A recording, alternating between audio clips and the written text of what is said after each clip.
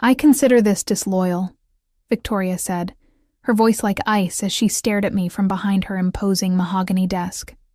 "After everything Harbor Point Communications has done for you." I sat across from her, clutching my purse tightly to stop my hands from shaking. The shock of being called into her office at 9 a.m. on a Tuesday had worn off, replaced by a heavy knot in my stomach as I realized what was happening. "Victoria, No," she cut me off, her perfectly manicured nail tapping on a printed email. "Don't bother denying it. I have confirmation you interviewed with North Bay Solutions last Thursday. You took a half day for a dental appointment, I believe." "My name is Addison Walker. I'm 31 years old and have dedicated 6 years of my professional life to Harbor Point Communications here in Spokane, Washington. In those 6 years, I've tripled my client portfolio, brought in millions in revenue, and earned the respect of every major account in our roster. But apparently, none of that mattered now. Security will meet you at your desk. You can collect your personal belongings, but your building access is revoked immediately." Victoria's voice was emotionless as she slid my company ID across her desk. "I've already disabled your email access." The injustice of it burned in my chest. 3 years. 3 consecutive years I'd come to this same office with meticulously prepared presentations showing my achievements, market rate salary comparisons, and requests for a well-deserved raise. 3 years of tough budget year excuses while Victoria announced record profits at quarterly meetings. I took a deep breath and stood up, straightening my blazer. "I understand." Victoria looked almost disappointed by my calm response. Perhaps she'd expected tears or pleading. Instead, I extended my hand across the desk. "I wish you and Harbor Point continued success," I said, my voice steady despite the emotional turmoil inside. She hesitated before briefly shaking my hand, confusion flickering across her face. As the security guard hovered awkwardly by my desk, while I packed my family photos and 6 years of desk plants into a cardboard box, I felt surprisingly calm. Colleagues shot concerned glances my way, but I smiled reassuringly at them. No drama, no scenes, just dignity. Walking out of those glass doors for the last time, the April sunshine warm on my face, I realized something important. Victoria thought she was punishing me. She couldn't have been more wrong.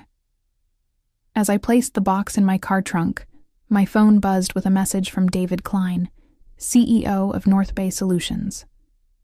"Can we move our final discussion to today, 2 p.m.? I smiled. Victoria had no idea what was coming. It's funny how 6 years of your life can fit into a single cardboard box. As I drove home from Harbor Point, the box secure in my trunk, I reflected on everything that had led to this moment. I joined the company fresh out of graduate school, eager and determined.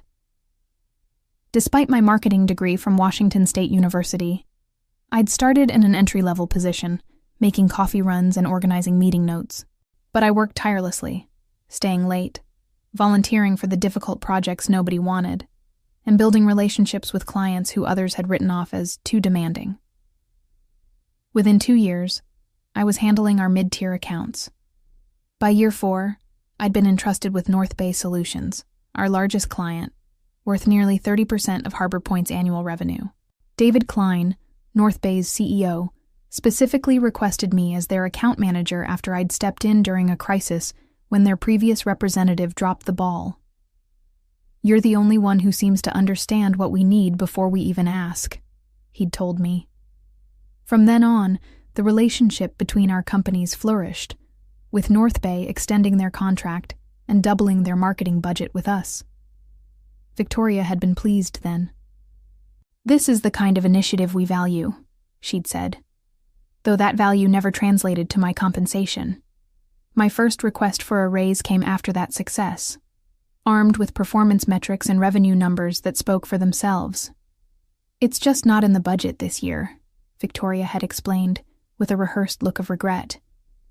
"But your contribution is noted." I accepted it then. The economy had been uncertain, and I was still building my portfolio. But the following year, after bringing in 3 new major clients and receiving an industry award for a campaign I'd designed, the same answer came. "Next year will be better," she promised. "We just need to tighten our belts a little longer." Meanwhile, Victoria drove to work in a new luxury SUV, and the company leased an additional floor in our building for expansion. Still, I remained loyal, believing that dedication would eventually be rewarded. The third denial came 6 months ago, right after I'd successfully negotiated a 40% increase in North Bay's annual contract value. "Your performance is exceptional," Victoria had said. "But we're investing in infrastructure this year. Perhaps we can revisit this in the summer." Something in me had finally broken. That night, I updated my resume for the first time in 6 years. Not out of anger or revenge, but out of self-respect. I was worth more than constant promises and perpetual denial. I just never expected Victoria would discover my job search before I was ready to give my notice. At home, I set the cardboard box on my kitchen counter and stared at it, the reality of what had just happened finally hitting me. I wasn't just between meetings or taking a day off. I was unemployed. The weight of it pressed against my chest, momentarily making it difficult to breathe. My phone rang, displaying my best friend Olivia's name. "I just heard," she said when I answered. "Thomas texted me. Are you okay?" Thomas was Harbor Point's IT specialist and Olivia's boyfriend. News traveled fast. "I'm processing," I replied honestly, sinking onto a kitchen stool. It happened so quickly. "It's completely unfair," Olivia said, her voice rising with indignation. "Everyone knows you're the only reason North Bay has stayed with Harbor Point this long. Victoria's just intimidated because you're better at the job than she ever was." There was some truth to that. Victoria had been the company's star account executive before moving into management. Many of us suspected she missed the recognition and client relationships, often inserting herself unnecessarily into my meetings with North Bay. "The worst part is how she did it," I said, feeling a flash of anger. Like I'd committed some kind of corporate treason by looking for opportunities after being denied advancement for 3 years straight. "It's her loss," Olivia replied firmly. "And honestly, Addison, maybe it's for the best. You've been undervalued there for years." She was right, of course. I'd stayed at Harbor Point out of loyalty to my clients and colleagues, not because it was the best choice for my career, but getting fired like this, escorted out by security as if I were a criminal, that stung deeply. My phone beeped with an incoming call. David Klein. "Olivia, I need to take this. It's North Bay." "Go, take it. Call me after," she said before hanging up. I took a deep breath and answered. "Addison, I just heard what happened at Harbor Point," David said, skipping pleasantries. "Are you available to come in today? I'd like to accelerate our conversation." My heart raced. "Yes, I can be there at 2 p.m. as you suggested." "Excellent. And Addison, don't worry about what happened this morning. Sometimes these things have a way of working out for the best." After hanging up, I stared at my reflection in the kitchen window. The woman looking back at me wasn't defeated. She was being set free. I showered and changed into my best suit, the one I reserved for pitching new clients. As I applied my makeup, I felt a strange calm settle over me. Victoria thought she had punished me by firing me so abruptly, but perhaps she had done me a favor. That morning had been humiliating, but it had also been clarifying. I had given Harbor Point my loyalty, creativity, and countless unpaid overtime hours. In return, I'd been undervalued and discarded. Whatever happened next, I knew one thing for certain. I would never again give my best to people who couldn't see my worth. It was time to step into my power. The North Bay Solutions headquarters occupied the top 3 floors of a gleaming glass building in downtown Spokane. Unlike Harbor Point's dated office with its beige walls and aging furniture, North Bay embraced modern design, open spaces, collaborative pods, and walls of windows showcasing mountain views. As I rode the elevator to the 30th floor, I mentally rehearsed what I would say in my interview. I'd need to explain my sudden availability without sounding bitter about Harbor Point. Professionalism was key, even when discussing uncomfortable situations. The elevator doors opened to reveal David Klein himself waiting in the reception area. "Addison," he greeted me warmly, extending his hand. "Thank you for coming on such short notice." David was in his early 50s with salt and pepper hair and a reputation for being both brilliant and fair, qualities I'd come to appreciate during our 3 years of working together. "I appreciate the flexibility," I replied, shaking his hand firmly. "It's been an unexpected day." "Let's talk in my office," he said, leading me through the bustling workspace. Several North Bay employees I knew from our account work waved or nodded as we passed. David's corner office was modest compared to Victoria's showpiece, but infinitely more welcoming with comfortable seating arranged for conversation rather than intimidation. "Coffee?" he offered. "Please." Once we were settled with steaming mugs, David got straight to the point. "I received a call from Victoria Sanders this morning," he began. "She informed me that you would no longer be handling the North Bay account and that she would personally oversee our business until a replacement was assigned." I nodded, keeping my expression neutral despite the small flare of anger. Of course, Victoria would try to retain their biggest client herself. "What she doesn't know," David continued, "is that we were already concerned about our relationship with Harbor Point." This surprised me. Concerned? The latest campaign results exceeded projections by 23%. "The results were excellent," he agreed, "because of your work. But we've noticed changes at Harbor Point over the past year. Delayed responses, quality issues with anyone except you, and frankly, a sense that they're taking our business for granted." He set down his coffee mug and leaned forward. 3 months ago, our board suggested we explore other marketing partners. I resisted because of our relationship with you. You've consistently demonstrated an understanding of our brand and business needs that goes beyond the typical client-agency relationship. My mind raced. Was he saying what I thought he was saying? "When you reached out about potential opportunities here," David continued, "it felt like perfect timing. But I need to be clear about something. We were never planning to poach you. We respect professional boundaries too much for that. We were prepared to wait until you gave proper notice at Harbor Point." "I was planning to give 2 weeks' notice," I said, feeling it was important he knew that. "Once I had a firm offer." David smiled. "I believe you. Your professionalism is one of the reasons we're having this conversation. Victoria's decision this morning simply accelerated our timeline."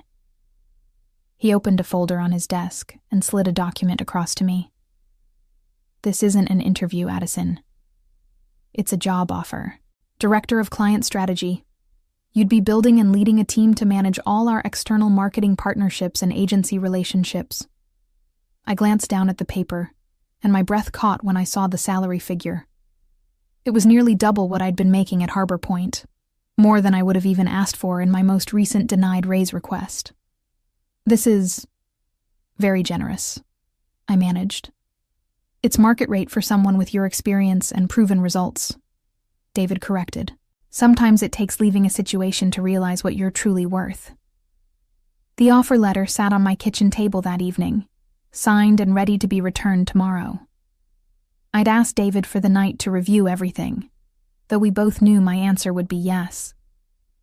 Still, taking time to consider major decisions was a professional courtesy I extended even when the answer seemed obvious. My phone had been buzzing all afternoon with texts from former colleagues at Harbor Point. Word of my firing had spread quickly, followed by rumors about my meeting at North Bay. I'd responded to a few close coworkers but avoided getting drawn into office gossip.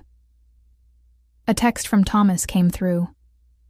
"Victoria called an emergency meeting after you left, told everyone you were terminated for breach of company loyalty, and that we should all remember that Harbor Point rewards loyalty above all." The irony wasn't lost on anybody. I shook my head. Victoria was trying to make an example of me, but from Thomas's message, it seemed her approach might be backfiring. Another text arrived, this one from Jessica, our receptionist. She's been locked in her office making calls all afternoon. Looks stressed. Guess someone's worried about North Bay. I didn't respond. There was no satisfaction in Victoria's distress, only a renewed certainty that I'd made the right decision to look elsewhere. A company culture that valued loyalty but offered nothing in return wasn't one I wanted to be part of anymore. My phone rang. An unknown number. Curious, I answered. Addison Walker? A woman's voice asked. Speaking. This is Elaine Winters. I'm on the board at Harbor Point Communications. My stomach tightened. Board members rarely involved themselves with employee matters. I understand there was an incident today regarding your employment, she continued. I'd like to meet with you tomorrow to discuss it. Victoria may have been hasty in her decision. So that was it. Victoria had fired her most valuable account manager without board approval, and now North Bay was potentially walking. Damage control. I appreciate the call, Ms. Winters, but I've already accepted another position, I said, keeping my tone respectful but firm. A pause. May I ask where? I don't think that would be appropriate to share at this time. Another, longer pause.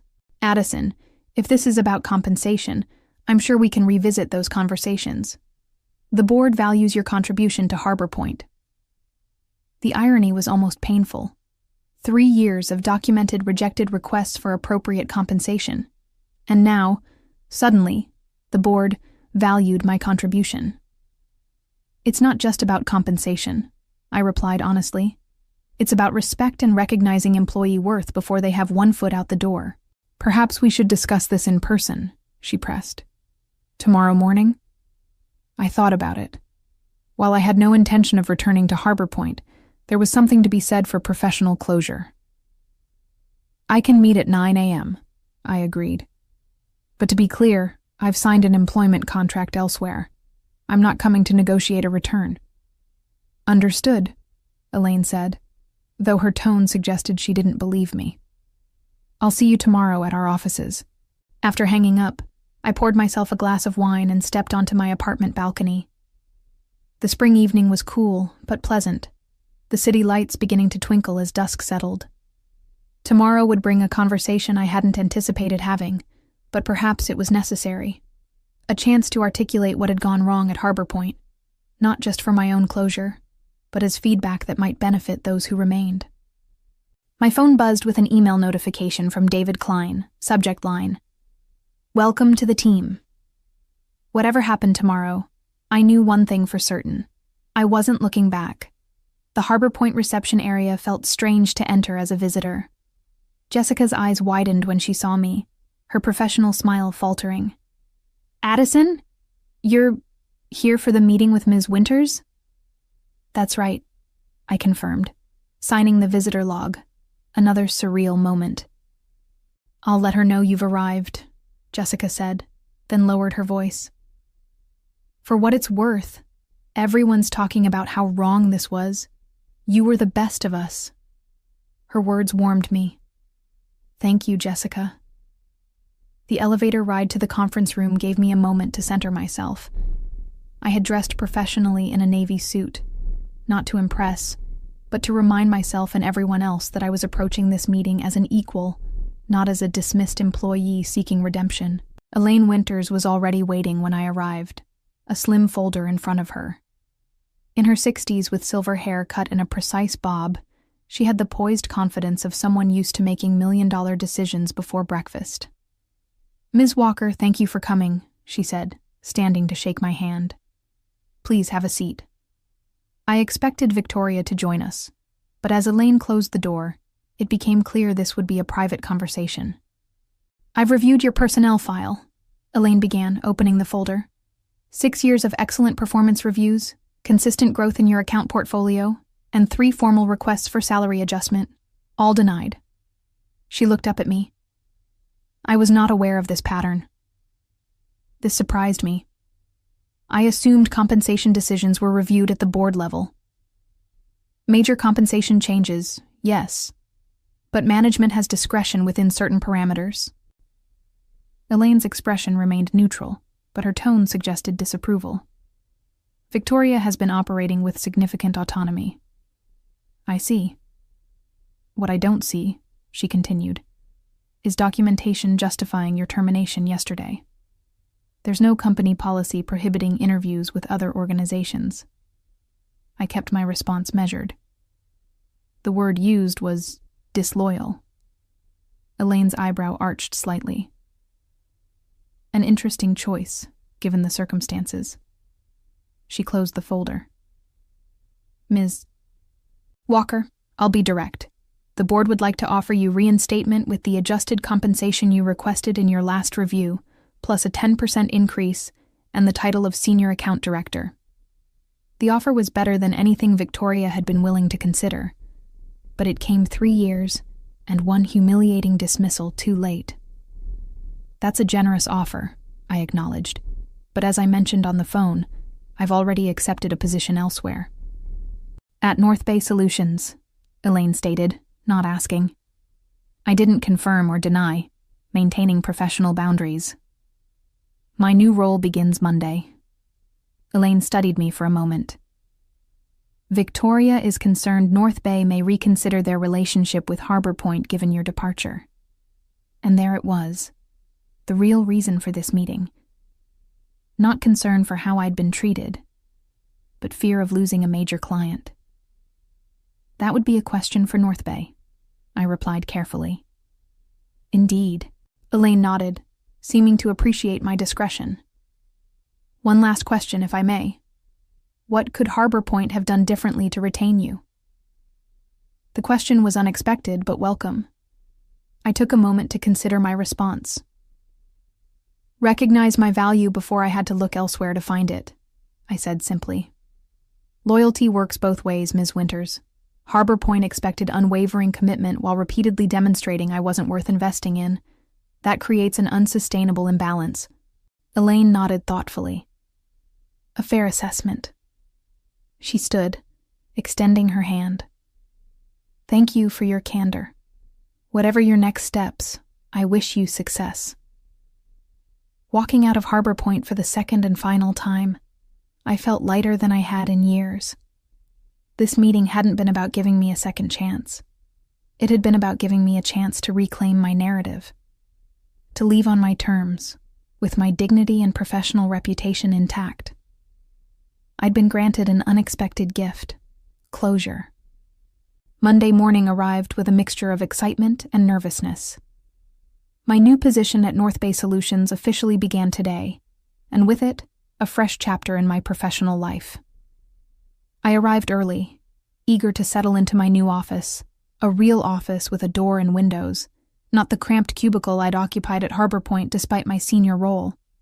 David had arranged for everything to be ready, including a welcome basket and technology setup. At 9 a.m., he stopped by to introduce me to my new team, 5 talented marketing specialists who would be working under my direction to manage North Bay's various agency relationships. The irony wasn't lost on me.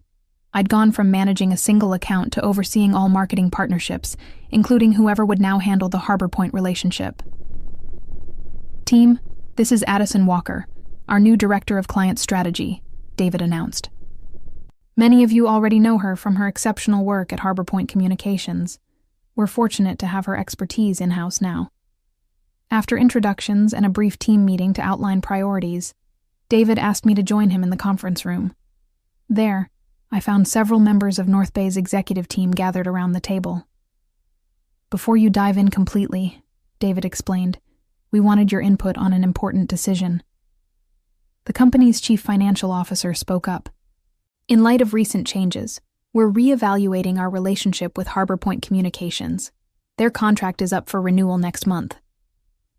We value your perspective, added the chief marketing officer. You understand our needs and have first-hand knowledge of Harbor Point's capabilities. I could have easily recommended terminating the relationship, a swift, satisfying revenge against Victoria. The opportunity to deal a significant financial blow to Harbor Point was right in front of me. No one would question it. Business relationships ended all the time. But that wasn't who I was. Revenge might feel good momentarily, but professionalism would serve me better in the long run. I think we should evaluate Harbor Point on the same criteria as any other potential partner, I said carefully. Their work has been strong, but consistency and account management will be critical factors to consider moving forward. The email was sent at 11 a.m. on Wednesday, precisely 1 week after Victoria had fired me from Harbor Point. I hadn't orchestrated the timing. It was simply when North Bay's executive team finalized their decision after reviewing proposals from 3 competing agencies. David had given me the courtesy of seeing the email before it went out, though I had recused myself from the final decision to avoid any appearance of bias or impropriety. The message was professional and direct. After careful consideration of our marketing needs moving forward, North Bay Solutions has decided to transition our account to Meridian Creative, effective immediately. This decision reflects our evolving brand strategy and digital requirements. Addison Walker, our new Director of Client Strategy, will oversee the transition and serve as your point of contact. We appreciate our partnership and request all materials be transferred by end of business Friday. I imagined Victoria's reaction upon receiving the news, the shock, then the dawning realization of what had happened. Not only had she lost me, but now she had lost North Bay, a client representing nearly 30% of Harbor Point's annual revenue, and I would be the one managing the transition. The perfect professional revenge had fallen into my lap, without my having to orchestrate it. I hadn't needed to badmouth Harbor Point or sabotage the relationship. The company's own shortcomings, highlighted by my departure, had done that for me. That afternoon, I received a LinkedIn request from Jessica, Harbor Point's receptionist, followed by a private message. The office is chaos. Victoria's been in emergency meetings all day. 3 other account managers have updated their resumes. Karma works fast. I didn't reply immediately. There was no need to gloat or insert myself into Harbor Point's internal affairs. Instead, I focused on building my new team and establishing our processes. Success, after all, was the best revenge. Later, however, I did accept Jessica's connection request with a simple message. Thank you for your kindness during my time at Harbor Point. Wishing you all the best. Taking the high road felt surprisingly good. My new position at North Bay brought challenges and opportunities I would never have experienced had I remained at Harbor Point, waiting for recognition that might never come. Sometimes, the best revenge isn't something you actively pursue. It's the natural consequence of valuing yourself when others don't. Looking back on that journey a year later, I realized that Victoria had inadvertently given me a precious gift, the push I needed to find my true worth. In seeking revenge, I found something far more valuable: self-respect and the courage to claim the success I deserved.